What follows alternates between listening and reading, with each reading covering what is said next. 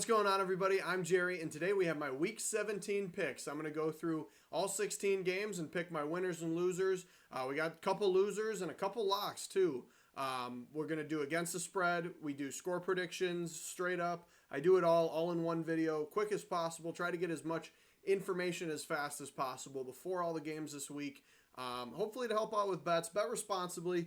Be careful with that. I've been doing great this year, but prior years were not great. Let's start off with the Jets-Browns. Jets 13, Browns 31. I love the Browns right now. If you watch my power rankings video, I'm very high on the Browns. I love what they're doing. I think they're just a very talented football team. Their defense was good. We knew that. They one of the best in the league. And then Deshaun Watson goes down. You think, oh no, what's going to happen? What's going to happen? Joe Flacco is going to come in and tear it up. Jets probably could have done the same thing. Funny when you look at this game, like the Jets would probably be pretty happy right now if they had Joe Flacco at quarterback. Aaron Rodgers could be coming back. Think about all that. Anyway, crazy, but think about it because I think the Jets could be in playoff contention. Could be like Aaron Rodgers coming back to potentially make a playoff run if Joe Flacco just went to the Jets. That's why I'm taking the Browns 31-13, way over the spread. 7.5 seems small to me. I love the Browns.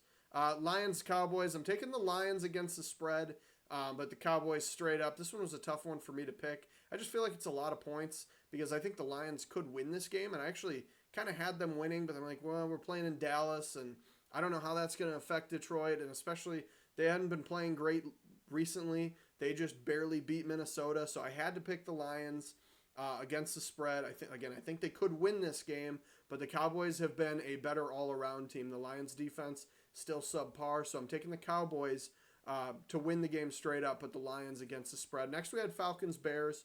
I'm high on the Bears. I'm a Bears fan, so naturally I'm going to be, but I like what they're doing. I think Justin Fields could potentially play for the Falcons next year, so that's going to be interesting to see what happens this game. Maybe Atlanta's doing their scouting, even though the GM over there, Ryan Pace, already knows because he is the one that selected Justin Fields.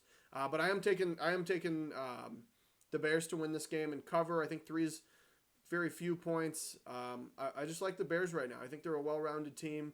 The offense is very spotty from Atlanta, and the Bears have one of the best run defenses in the league right now. So I think they're going to be able to stop the biggest threat on that team, which is the run game. And the Bears will win 27-17, covering the 3-point spread. This one, I think, could be the AFC Championship. We're looking at the teams.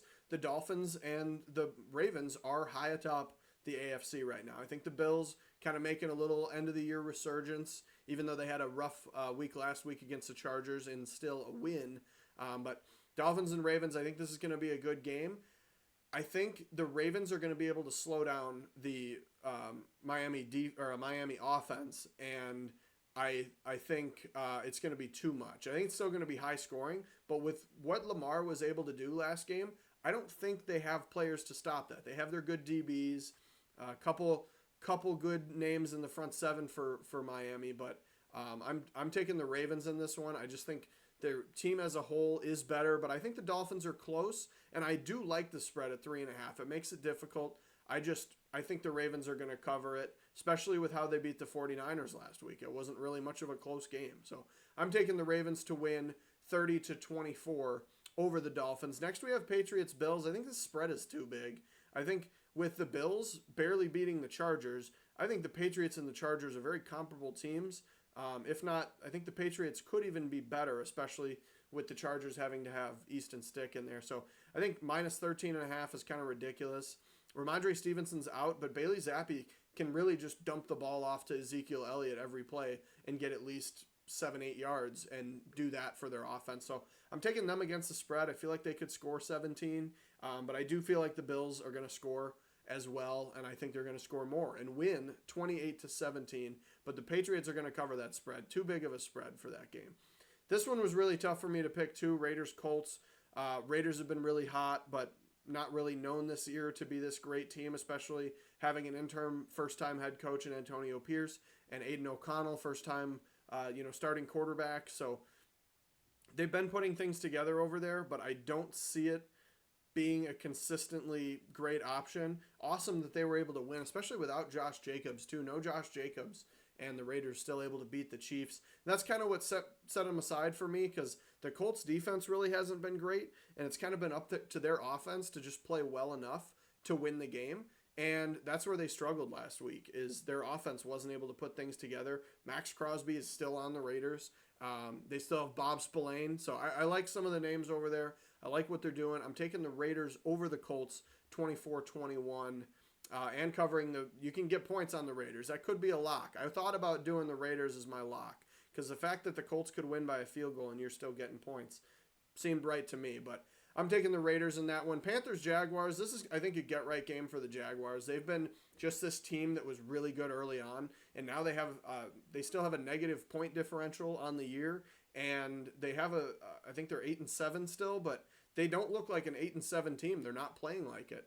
And I was tempted to put the Panthers to cover 6.5, but I think the Jaguars are better than that. I think the Jaguars finally have a good game. Trevor Lawrence is still talking about being injured. Seems like he's been doing it every week, where he doesn't practice at all, and then he plays like shit too.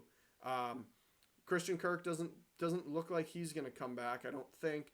Still have Calvin Ridley, Zay Jones. I don't know. It's going to be tough. And this one, it's tempting to pick, at 6.5. I think if they went too crazy and went like 10.5, or you did alternate spread, like plus 10.5, I don't see the Jaguars winning by more than 10 or maybe even 7. I think the spread's pretty well set on this game, but I'm taking the Jaguars 24-14. I just don't think the Panthers can win the game. Could they cover? Yes. I don't see them winning. This one in particular, Texans-Titans, we've seen this before. I don't know. CJ Stroud's back, and I just think he's going to be slinging it. Titans just lost last week, and it was a bad loss. I don't think they're going to be able to put anything together. Derrick Henry seems like he's on his way out. People are talking about Mike Vrabel being on his way out, and I think that team's a bit of a mess. And I think 5.5 with Stroud coming back. I believe Nico Collins is healthy.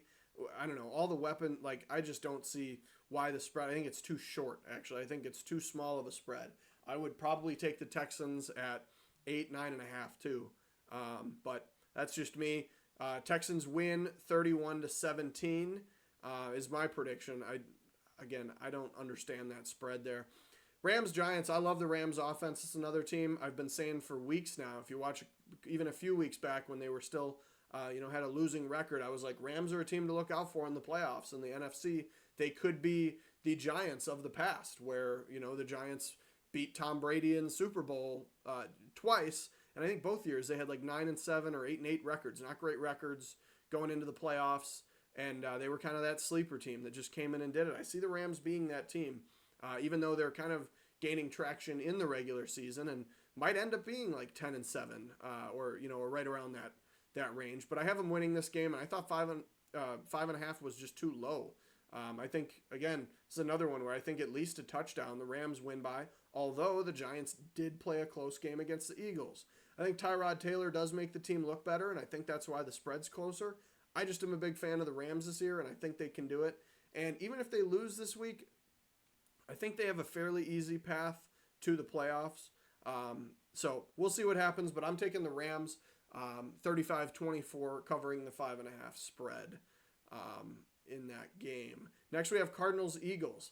This one seemed like a no-brainer to pick the spread because the Eagles have won by 10 or more, I want to say once or twice this year. So, and one of them was they did beat the Dolphins by 2 scores. But, last week, Cardinals kept the game close against the Bears, who I'm higher on the Bears than other people, as we've already said. But I don't think the Eagles, you barely beat the Giants, and I still think the Cardinals could potentially be a little bit better than the Giants. So with that being said, it only makes sense to have the Cardinals. I think the Cardinals could win this game. I think off of a fluke, if you were going to try to pick, based on the odds, you wanted to get really good odds for a win, I think the Cardinals could win this game. I wouldn't get it, I don't think it's out of the question. I'm confident. I think the Eagles will probably win, but I wouldn't be surprised if the Cardinals, have a good game and end up beating the Eagles, because the Eagles have looked rough recently. Saints-Buccaneers. This was another one that I didn't know what to pick, and I really wanted to pick the Buccaneers because I think the Buccaneers should be favored by more in this game, but that they're not. So what are you going to do about it? The Saints, I love the Saints. I think Still think they're a good football team. They're just going through a lot of struggles. I love when they use Taysom Hill in the red zone. I feel like I say that every week, but it just seems so unstoppable. And if they can just methodically get the ball downfield, make plays, get the ball to Alvin Kamara, I think they'll be able to do it. And I think the Saints defense could be better than the Buccaneers. The Buccaneers defense has been pretty good, and I believe Vita Vea is healthy. So if he's playing, that's going to be a big help in the trenches there. But I don't know. I'm not high on the Buccaneers. Saints are playing, for potentially, I think they can still, if they win this game, they can still win the division. And this is to keep them in the playoffs. So that's why I think they have to do something about it, and I just think the Saints can do it. Again, not very high on the Buccaneers, so I'm taking the Saints 28-24 over the Buccaneers, and obviously covering the 2.5-point spread. 49ers, Commanders, this one's the lock. I mean, the 49ers are going to win this game. Money line, I'm sure the odds are horrible, like probably minus 400 or 400 plus, just for the 49ers to win. 12.5, I don't know. The Commanders they're going with a new quarterback. They got rid of all their defensive players. So now they're going with Jacoby Brissett, who is in the thumbnail. Jacoby Brissett made a thumbnail. That's the first thing that's amazing. Second thing is, we already said, they got rid of all their defensive players. So they're in points per game and yards per game. They're ranked 32nd in the league of 32 teams, obviously. And then on offense, they actually weren't doing bad with Sam Howell. Sam Howell has consistently gotten worse, so that's obviously why they're switching to Jacoby Brissett. But I don't think he's going to be an upgrade, to tell you the truth. I think Sam Howell's ran that offense pretty well. He's made a lot of mistakes, but he's a rookie.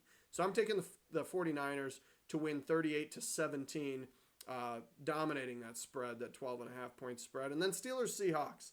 I don't know. The Steelers, they still, I feel like they still have offensive problems. Kenny Pickett has looked better in these past few weeks, but if Geno Smith can, come back and play well, they had Drew Lock beat the Eagles. So I just feel like if Geno Smith can come back and do well, they've got to be able to win this game. It's at home. Seattle's still kind of a tougher place to play. I don't think it's as good as it used to be in like the mid-2010s, early 2010s. But I still feel like it's a very difficult place to play. And I think the Seahawks can win, and I think they'll cover 24-17 over the Steelers. Then we have the Bengals-Chiefs. This one, I picked the Bengals to win. And then I went, the Chiefs need a get-right game. Patrick Mahomes has been complaining too much on social media to the refs and blah, blah, blah. And Scripps got to give him one sooner or later.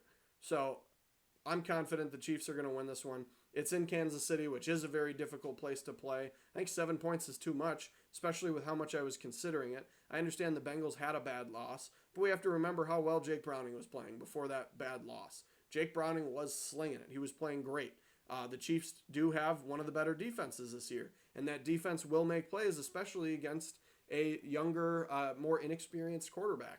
But I don't think it's going to be enough. So, I don't think it'll be enough for the Bengals to beat the Chiefs. And I think the Chiefs can still win it, but I think it's absolutely 100% the Bengals cover if they don't win. Again, I don't think that's out of the question. That's why I had to pick them to at least cover. But I think Chiefs win this one 24-21. Bengals covering the 7-point spread.